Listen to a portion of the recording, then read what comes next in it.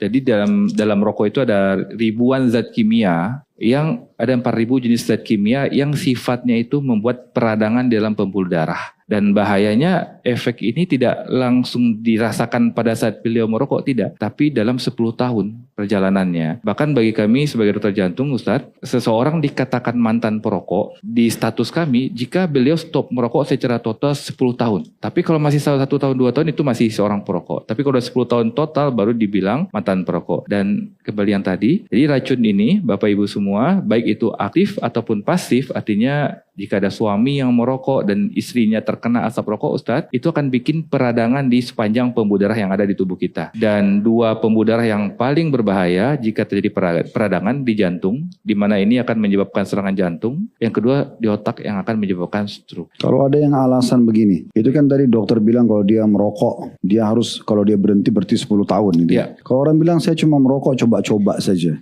sekali atau 2 kali, ada efek nggak? Pasti, Ustadz. Seperti apa persentase efeknya? Supaya Baik. nanti di sini kalau ada yang mau coba-coba dia juga tahu efeknya.